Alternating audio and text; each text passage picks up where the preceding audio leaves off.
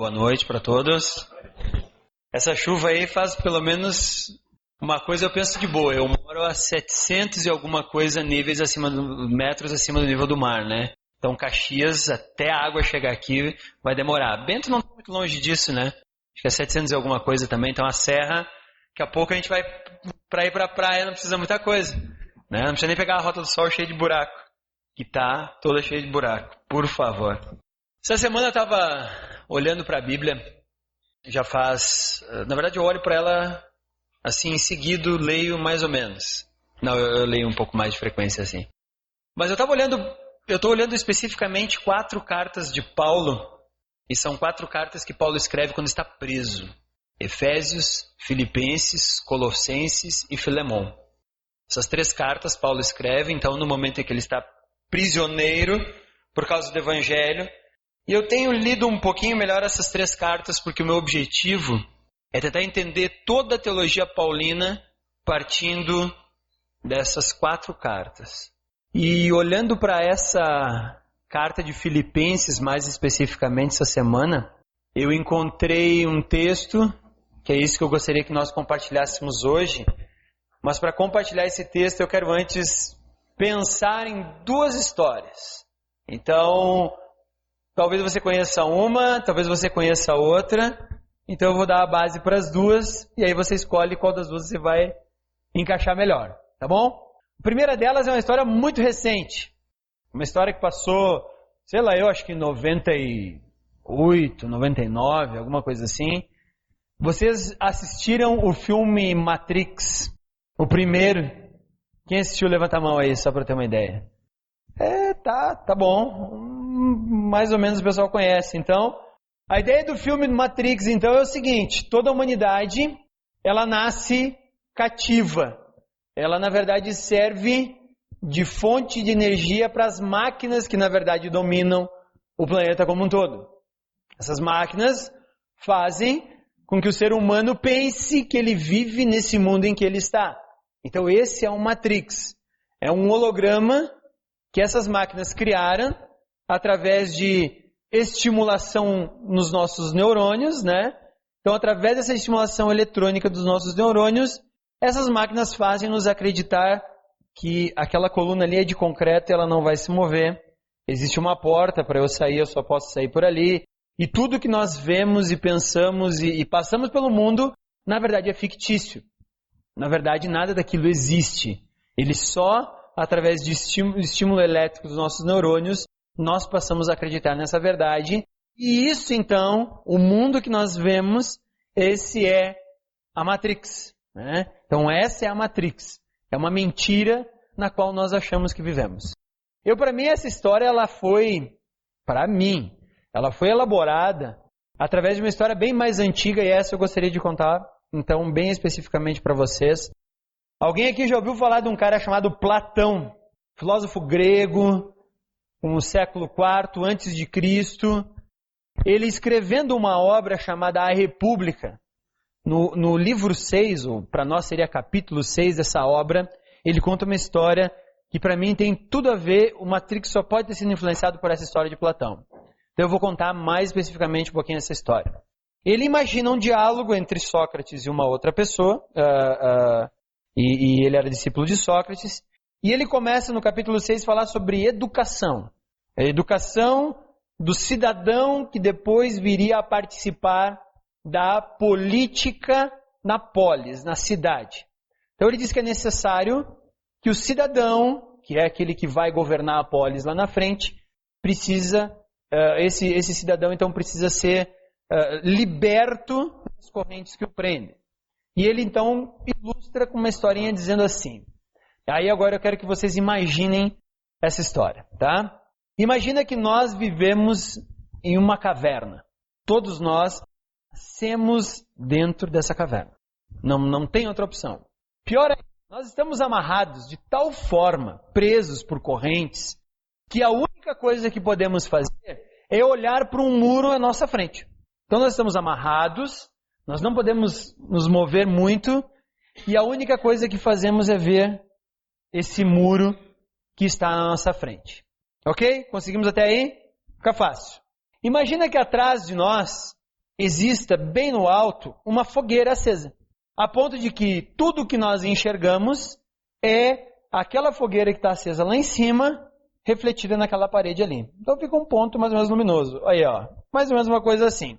Entre nós e essa fogueira tem uma estrada. Nessa estrada passa todo tipo de pessoas. Então, a única realidade que nós conhecemos são as sombras das pessoas verdadeiras que passam pela estrada, projetada pela fogueira, aquilo ali. Então, toda a realidade que nós vemos são aquelas sombras. E quando as pessoas emitem um som, nós ouvimos o eco por dentro dessa parede e nós achamos que o som é dessas sombras que estão ali. Então, tudo que nós temos por realidade é isso aí. A primeira metade da metáfora acaba aí. Todos acompanhando? Ele diz, agora imagina se alguém for liberto dessas correntes e for trazido para fora dessa realidade que ele está passando. E ele realmente observar o que acontece ali dentro. Mais do que isso. Porque fora dessa fogueira, dessa estrada e dessas sombras projetadas, existe um mundo lá fora. Com uma luz do sol que ao primeiro momento vai cegá-lo. Ele vai sair, vai ser exposto à luz, ele vai demorar um pouco. E aí então ele vai perceber o que é a realidade. Que é muito mais amplo. É infinitamente amplo do que aquela realidade que ele conhecia dentro da caverna. Agora imagina você, se ele tiver que voltar lá e convencer agora aquele pessoal acorrentado que existe uma realidade fora daquilo. O que vai acontecer com esse cara? É óbvio, alguns vão crer nele e vão tentar ir para trás. Alguns vão dizer, tu é maluco.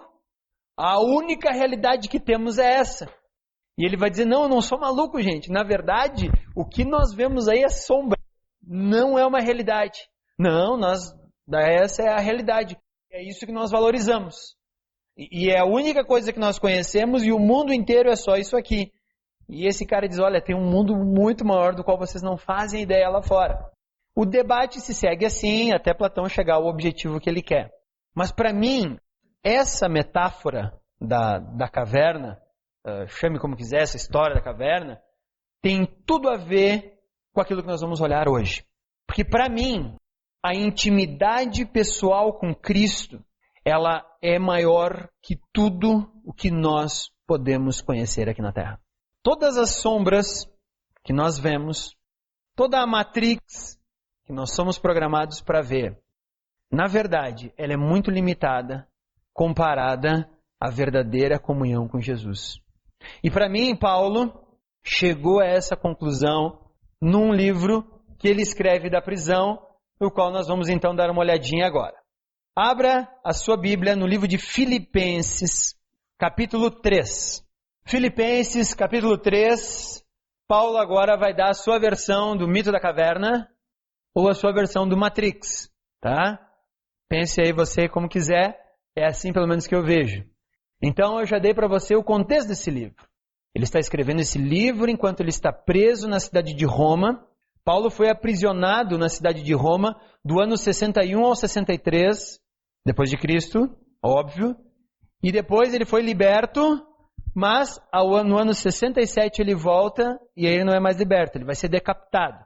Mas essa primeira prisão, ele está lá, depois ele é solto, então ele passa 61, 62, 63, liberto, passa de 65 a 66 fora.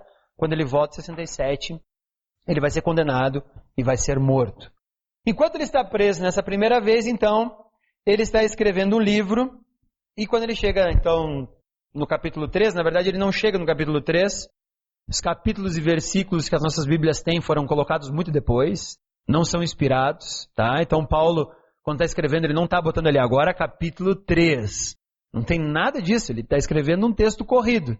Bem depois, para fins didáticos, é que esses capítulos são colocados aí. E fica melhor para a gente decorar, obviamente. Então, mas eles não fazem parte de quando Paulo está escrevendo. Agora, Paulo então vai falar da intimidade pessoal com esse Jesus e o quanto é infinitamente maior do que qualquer coisa que nós podemos ter aqui na Terra. Então ele continua uma parte do que ele já está falando no capítulo 2, mas ele inicia o capítulo 3 dizendo assim: finalmente, meus irmãos, alegrem-se no Senhor. Escrever-lhes de novo as mesmas coisas não é cansativo para mim e é uma segurança para vocês. Estou dizendo, vou falar para vocês e não é para mim, não é cansativo. A gente vai ver que Efésios, Filipenses, Colossenses são muito parecidas. Está escrevendo as 3 cartas do mesmo local, no mesmo período. E aí então ele inicia o versículo 2 e 3 agora dizendo assim: cuidado com os cães, uma palavra dura que ele usa aqui.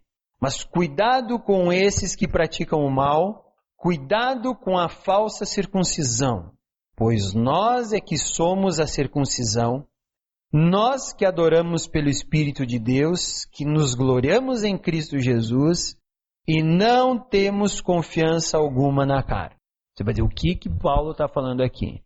Primeira coisa que Paulo está dizendo é o seguinte: a verdade do Evangelho não está no esforço próprio que nós podemos fazer para alcançá-lo.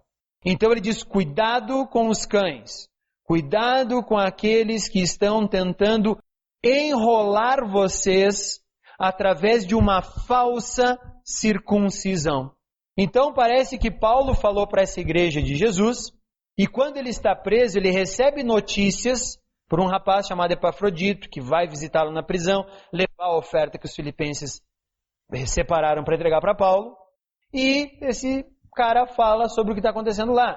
E ele diz, olha, tem uns judeus lá dizendo que, na verdade, para chegar até Deus é necessário fazer um monte de coisa de judeu.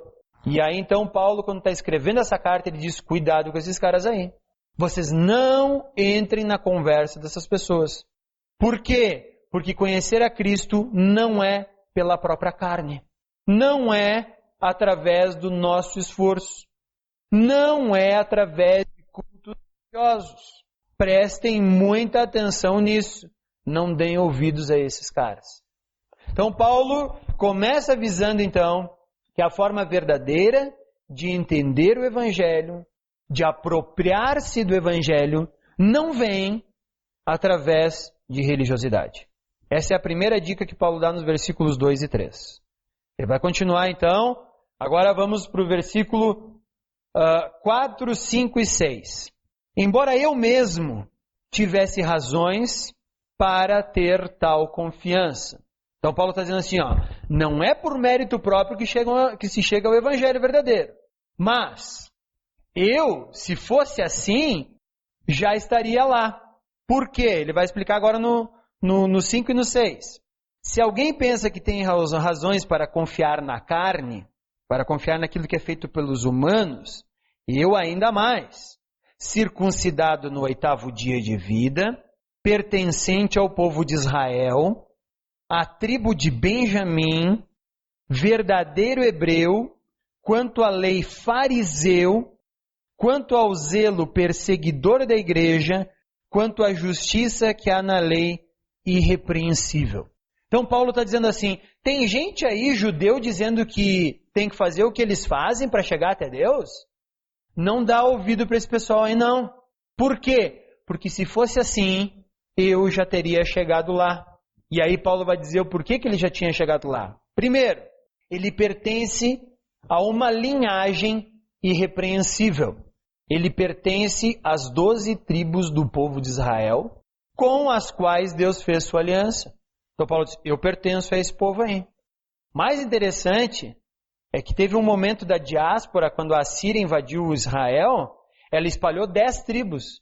Só sobraram 2 tribos verdadeiramente puras na nação de Israel, a de Judá e a de Benjamim. E Paulo diz, eu pertenço a uma delas. Então eu tenho uma linhagem judaica irrepreensível, que nunca se misturou com qualquer outra linhagem. Eu sou um judeu puro. Mas Paulo vai dizer mais ainda, eu faço parte da aliança com Deus, eu fui circuncidado no 8º dia, que era o que faziam os judeus para pertencerem à aliança de Deus. Então ele disse, se é por isso eu também já tenho, mais do que isso. Eu pertenço a uma linha religiosa muito conservadora, que é a linha dos fariseus. E nós não nos contaminamos com nada. Nós temos a verdadeira religiosidade. Para você ter uma ideia, os judeus, os fariseus, eles seguiam muitas leis que estão naquilo que nós passamos a conhecer por Talmud. E esse Talmud tinha mais de 3.000 regras para você cumprir. Então tem gente que vai numa igreja, nossa, mas eles são cheios de leis, fica tranquilo, vai ser judeu que é pior. Então, continua cristão, onde você está, que é bem melhor, tá? Imagina você ter que decorar 3.000 regras. Por exemplo, você tem que saber quando é a festa das cabanas e a partir desse momento só pode morar em cabana. Você sabe que no sábado não pode fazer nada, não, né? Então, é muito interessante um monte de regras que Paulo tinha que cumprir e ele dizia, eu cumpro todas.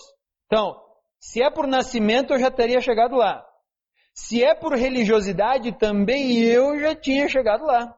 Mais do que isso, Paulo diz que pelo zelo do judaísmo, o dele era tão grande que ele perseguia até os... Se é por ser zeloso por alguma coisa, eu mais ainda, porque eu perseguia os cristãos. E por fim, Paulo diz assim, se há algum mérito na lei, então eu já alcancei, eu já estou lá. Por quê? Porque na justiça que há na lei, eu já tenho, porque eu sou um fariseu, hebreu de hebreu, circuncidado no 8º dia. Então, olha o que Paulo está dizendo, gente, se fosse por essas coisas que nós chegássemos, ou se fosse por essas coisas que nós poderíamos chegar ao verdadeiro evangelho, eu já tinha chegado lá. E quer que eu seja muito sincero com vocês, eu já tinha dito para vocês. Então é só fazer isso aí e vocês chegam lá. Como é que se chega ao verdadeiro evangelho então? Aqui para mim, nós temos agora então a dobradiça desse assunto que Paulo está falando. É agora que ele vai dobrar a esquina, agora que ele vai mudar de assunto e chegar à verdadeira parte. E é aí que eu entendo que Paulo está... Nós podemos usar para esse versículo a metáfora da caverna de Platão. Quer ver? Dá uma olhadinha aí agora nos versículos 7 e 8. Mas o que para mim era lucro, passei a considerar como perda por causa de Cristo. Mais do que isso, considero tudo como perda, comparado com a suprema grandeza do conhecimento de Jesus, meu Salvador, por quem perdi todas as coisas. Eu as considero como esterco para poder ganhar a Cristo. Não parece o carinha que saiu da caverna? Não parece aquele cara que foi desamarrado, trazido para a realidade, e aí agora ele volta para lá. E ele percebe que tudo que ele considerava realidade eram apenas sombras projetadas na parede. Ele diz, isso aí não me serve de nada. Não há valor nenhum nisso. Para mim, Paulo aqui é a pessoa que saiu da caverna, olhou a realidade e disse, puxa, até agora, tudo o que eu tenho corrido atrás não serve de nada. Tudo que eu tenho corrido atrás, através do judaísmo, de achar que para conseguir chegar até Deus era um esforço próprio, um esforço meu. Tudo que eu achava que na vida fosse real, e é depois, no capítulo 4 desse mesmo versículo de livro de Filipenses, que Paulo diz assim, aprendi a viver contente em toda e qualquer situação, seja com muita coisa ou seja com nada. Porque para mim o importante é ser encontrado em Cristo Jesus. Aqui está a grande diferença do cara que saiu da caverna, encontrou uma realidade lá fora em Cristo, e aí agora ele volta para a caverna, ele olha aquele pessoal olhando de forma fascinada para aquelas sombras e dizendo, nossa, que legal, essa é a realidade, é isso que nós temos para fazer. Ele olha e diz, gente, isso aí não tem nada a ver com a realidade que Cristo tem para nós. E ele usa uma palavra forte aqui. Considero não só as coisas religiosas, Paulo diz, todas as coisas. Considero tudo como esterco. Como esterco. Sabe o que significa essa palavra em grego? Esterco. É exatamente isso. Exatamente isso. Lá no Nordeste é aquilo que seria descomido. No Nordeste. Você come e depois descome. Para Paulo é isso aí. Tá? É exatamente isso. Considero tudo como esterco, que ele vai falar no versículo 8. Mas ele diz assim, ó, comparado com a suprema grandeza do conhecimento de Cristo Jesus, meu Senhor, por quem perdi todas as coisas. Paulo já não está mais apegado por perder tudo para Jesus. Porque ele diz que aquilo ali não era nada mesmo. Era só brincadeira de sombra. Para mim, A realidade agora é estar com Cristo Jesus. Então, conhecer Cristo intimamente é muito maior do que todas as coisas que nós temos na vida. Agora, vamos olhar o versículo 9, aonde ele diz: eu as considero como esterco, no final do versículo 8, para poder ganhar a Cristo e ser encontrado nele, não tendo minha própria justiça que procede da lei, mas a que vem mediante a fé em Cristo, e a justiça que procede de Deus e se baseia na fé. Para Paulo isso é um importante. Então ele está dizendo agora para os filipenses: se alguém está ensinando vocês que para vocês encontrarem Deus de uma forma real e verdadeira, vocês precisam praticar um monte de culto religioso, eu vou dizer para vocês, eu já corri atrás disso tudo. Mas, quando eu encontrei realmente o Evangelho, eu passei a considerar tudo aquilo como coisa inútil. Tudo aquilo passou a ser fútil, perto da grandeza de estar em Cristo Jesus. E isso só acontece pela fé. Não há nada, não há nenhum ritual, não há nenhuma coisa que nós possamos fazer para comprar esse favor diante de Deus. É só pela fé. Só se exercita isso pela fé. Por quê? Porque a justiça de Deus só é aplacada pela fé. Então olha só, eu quero ser encontrado nele, não tendo minha própria justiça que procede da lei. Pelo contrário, eu quero a justiça que vem mediante a fé em Cristo. E a justiça que procede de Deus e se baseia na fé. Não é por lei, não é por obediência, mas é por fé. Nós só chegamos perto de Jesus e conhecemos realmente quem é Jesus através da fé. Por isso que para mim, eu acho quase uma ofensa você chamar cristianismo de religião. Porque ele não é religião.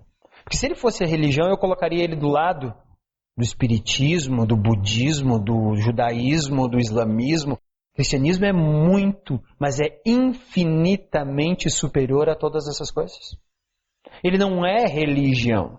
Pelo contrário, ele é a própria justiça de Deus operando eficazmente na minha vida através da fé todos os dias. Religião está envolvido em eu vou lá, pratico algum ritual e saio de lá porque eu comprei o favor da entidade celestial, pense eu qual seja ela, e aí a partir de agora eu estou pronto para fazer o que eu quero. Mas o cristianismo é diferente. É diferente. O cristianismo, ele é o próprio Deus que entregue numa cruz, eu olho para essa cruz e entendo esse sacrifício, passo agora a viver a santidade desse Deus na minha vida, todos os dias, todos os momentos, dormindo, acordado, rindo, chorando, eu tenho essa realidade de Deus em mim. Eu acho que essa é a grande sacada. Às vezes, você quer saber uma das coisas mais difíceis que você tem para explicar, é a Trindade. Nós cantamos aqui, né, um Deus triuno. Tu pensa assim, como assim um Deus triuno? Pai, Filho e Espírito Santo são três deuses. Não, é um só. Tá, mas então é um só que se apresenta de vez em quando como Jesus, de vez em quando como Deus, de vez em quando como Espírito Santo. Não. Eles são três pessoas separadas. Mas são um só Deus. Sim, são um só Deus. É a coisa mais difícil que nós temos para explicar. Sabe por quê? O conceito de Trindade, eu tenho a convicção de que ele nunca foi feito ou planejado por Deus para ser explicado. Ele foi para ser vivido. Então Deus, na verdade, ele é uma comunidade. Uma comunidade. Ele é um Deus só, mas ele é uma comunidade, ele é um relacionamento extremamente forte entre Deus Pai, Deus Filho e Deus Espírito Santo. Os três são Deus, mas Deus é um só nessa comunidade santa. E agora ele nos dá a possibilidade de fazermos isso através do sacrifício de Jesus, porque nós somos adotados e passamos a fazer parte dessa comunidade de novo. A Trindade não foi algo para ser explicado, mas é algo a ser vivido. É muito mais complexo. É diferente das sombras que nós vemos lá. É algo que nós só vamos realmente entender quando sairmos da caverna e passarmos a andar com esse Deus que é triuno. E aí então nós vamos poder viver o sentido de comunidade. É isso que nós somos chamados para fazer. Então, chamar cristianismo de religião para mim é quase uma blasfêmia. Na verdade, o cristianismo agora você faz parte da comunidade de Deus. Ponto. Me explica isso. Não vou te explicar. Vá viver. Vem dentro agora, participa. Viva isso. Muito mais do que tentar explicar ou ser explicado. Vamos para os versículos 10 e 11, que para mim Paulo então vai fechar essa questão de que como é que agora ele viu que tudo é sombra, ele foi tirado para fora, entendeu quem é Deus, ele vem agora e ele vai viver com todo aquele pessoal da sombra, ele vai viver novamente como um acorrentado? Não. Ele vai viver agora de acordo com essa nova realidade que ele entende que ele tem em Cristo. E versículos 10 e 11 ele diz assim: quero conhecer Cristo, o poder da sua ressurreição, a participação em seus sofrimentos, tornando-me como ele em sua morte, para de alguma forma alcançar a ressurreição dentre os mortos. Para mim, Paulo agora explica assim: ok, eu não sou mais um prisioneiro olhando para a parede. Eu vi que tudo é sombra. O mundo, na verdade, está mentindo para mim. Eu agora estou liberto das amarras que o mundo me colocou desde o meu nascimento, dizendo que as coisas funcionavam assim, que na verdade Edgar, eu nasci e agora tudo que eu tenho para fazer na minha vida é me formar, ter um bom emprego, ganhar dinheiro, me aposentar e ficar bem quietinho, na minha casa, na praia, que eu construí através do meu esforço. Né? Foi isso que o mundo me ensinou. Aí Jesus vem e diz: não, pode tirar essas amarras aí. Tu foste feito de material eterno. Tu tem uma alma que anseia por muito mais do que isso. Querer ser um cidadão cheio de dinheiro, com um monte de casa para lá e para cá. Tu é feito para muito mais que isso. Quando teu pai e tua mãe se reuniram para formar você, Deus também estava presente e colocou ali uma alma com um anseio eterno. E é essa alma agora que vai entender quem é Jesus. E aí Paulo diz: ok, eu conheci tudo isso agora, eu sei que tudo é mentira, como eu devo viver? Ora, ele explica ali: experimentando o poder da ressurreição, participando dos sofrimentos do Messias e agora almejando um lar que é eterno e verdadeiro e não mais sombras. Agora, todos os dias na minha vida, no meu cotidiano, eu levo em mim o poder da ressurreição do Messias.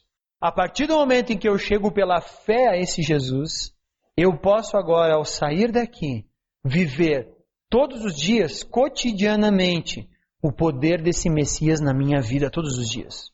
Mais do que isso, eu posso participar das dores, eu posso participar do sofrimento desse Messias. Como? Apresentando ele para aqueles que ainda não o conhecem.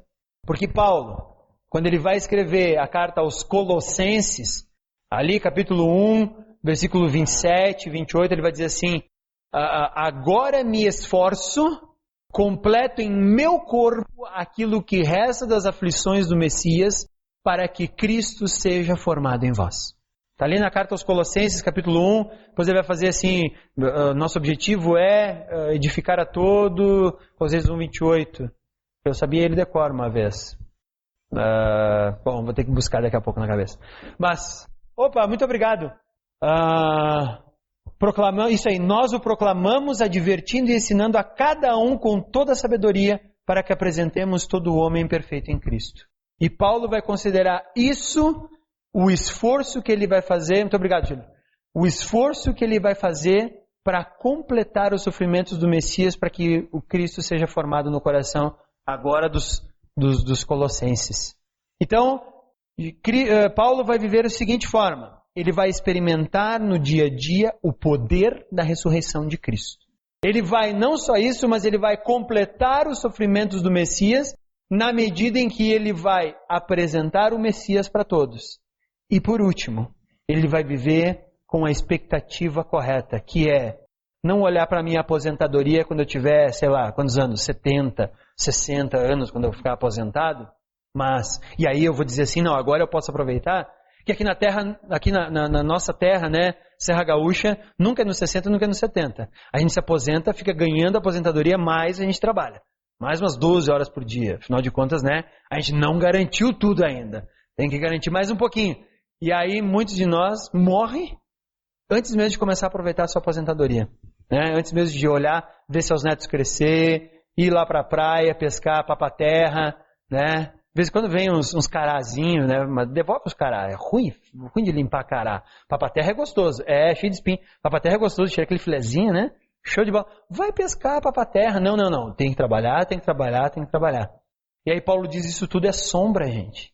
Na verdade, a nossa alma é eterna e vai viver muito mais do que os 80, 90. Semana passada fiz o velório de um senhor com 98 anos lá em Caxias. Você vai dizer, nossa, viveu bastante com 98 anos. Imagina a tua alma que é eterna. Mas parece que a gente vive aqui para alimentar só por esses 90 anos que nós vamos viver. E esquece que a nossa alma é eterna. E aí quando passar esses 90 anos, nós chegarmos na frente de Jesus, Jesus vai dizer, tá, agora que você percebe que tudo era sombra, o que tu fez? Eu olhei bem para as sombras, aproveitei bem as sombras. Jesus, pois é. Agora tu vai ter uma oportunidade de pensar uma eternidade toda sobre as sombras que tu olhou. Paulo está dizendo, eu não. Eu agora vou viver olhando para a minha pátria, que na verdade é a pátria celestial que está no céu. Para todo aquele que saiu da caverna e descobriu quem é Jesus, deve agora viver como Paulo vive, experimentando o poder da ressurreição do Messias todos os dias na nossa vida.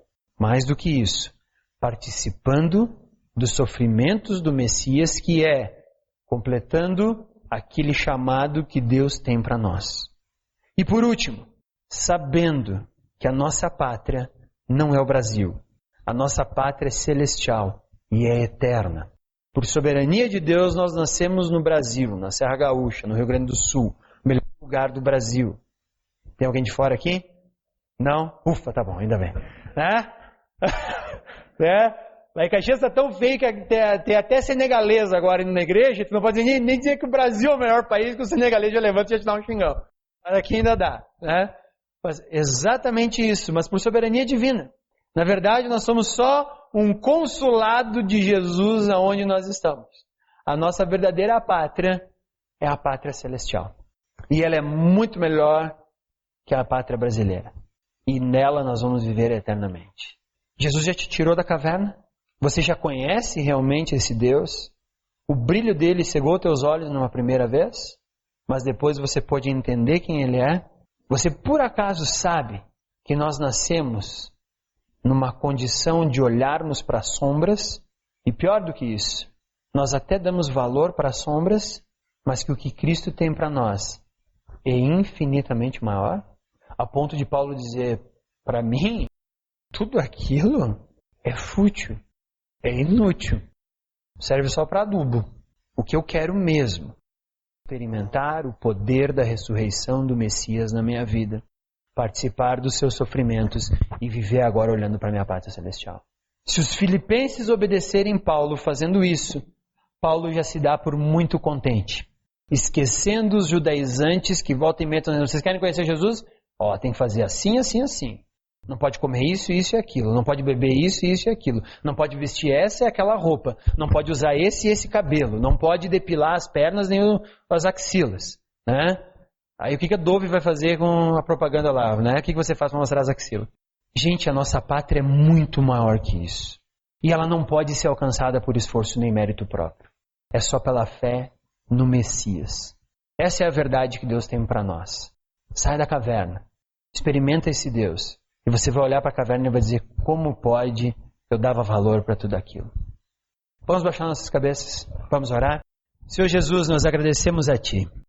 Agradecemos porque nós vivemos num tempo em que podemos ler essas palavras que Paulo deixou para uma igreja que ele amava muito, mas ainda assim ele deixou essas palavras e nós podemos lê-las. E a partir disso nós podemos entender que tudo o que Tu queres conosco é um relacionamento vivo. É que nós vamos fazer parte da comunidade de Deus. Nós somos Teus filhos amados, habitados pelo Teu Espírito, e a Tua justiça foi conquistada na cruz. E é isso que diz que nós agora fazemos parte da tua família. Não é nada que possamos fazer, não é nada que o dinheiro possa comprar, não é nada que nossa inteligência possa pegar e fazer. Mas é única e exclusivamente teu sacrifício na cruz. E a única coisa que precisamos fazer é ter fé nisso. Isso vai nos levar para uma nova realidade, Pai. E nessa realidade nós vamos olhar para a realidade que estávamos antes e vamos considerar tudo aquilo inútil. Porque tudo o que nós queremos é ser encontrados como teus filhos amados. E a partir disso, desenvolver um relacionamento contigo, Deus. Um relacionamento que é muito maior do que aquilo que o mundo diz que nós podemos ter. É muito maior. Um relacionamento em que nós agora vamos viver todos os dias o poder da ressurreição de Cristo em nossas vidas. Isso vale a pena, Pai. Isso é muito maior, é infinitamente maior do que as sombras que nós vemos. Mais do que isso, Tu nos chama a participar dos sofrimentos do Messias, pregando o Evangelho a toda a nação, mostrando e tentando levar essa realidade para outras pessoas que vivem naquela realidade de amarrados e acorrentados, olhando para uma parede. E alguns deles vão sim nos hostilizar, mas eles não sabem a realidade que vivemos. E não importa, Pai. Essa é a parte do teu sofrimento que nós vamos viver. Mas mais do que isso, nós vamos participar do teu poder, nós vamos participar das tuas dores, mas também vamos, de forma eficaz, participar de uma pátria que é celestial. Então tudo o que acontece aqui não é nada comparado à pátria que tu tens para nós. E o próprio Paulo escreveu: olho nenhum viu, mente nenhuma imaginou aquilo que Deus tem preparado, porque é infinitamente maior do que podemos ver, Pai. Ajuda-nos a viver essa verdade e livra-nos das armadilhas que volta e meia a sociedade coloca em nós. Livra-nos de nos amarrarmos de novo e passarmos a viver como aquelas pessoas que não te conhecem, que nunca viram o brilho da tua luz fora daquela caverna. Livra-nos disso, Pai. Livra-nos dessa tentação. Tudo que nós queremos é viver como pessoas que conhecem a luz. É esse o nosso desejo, é isso que nós pedimos. No nome santo de Jesus, Pai. Amém.